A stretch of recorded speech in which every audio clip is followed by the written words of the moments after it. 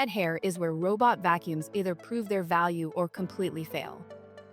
On light daily shedding, most models look impressive at first, picking up hair quickly and keeping floors visually clean. But once hair accumulates in corners, under furniture, or wraps around the brush roll, performance starts to change. Suction may still run strong, yet tangles reduce efficiency and require frequent manual cleaning.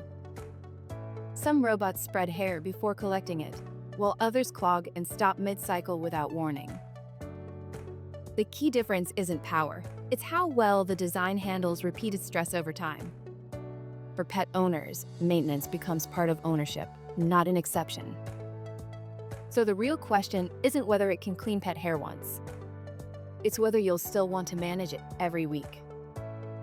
If you enjoyed this video, don't forget to subscribe. Buy smart and save your money.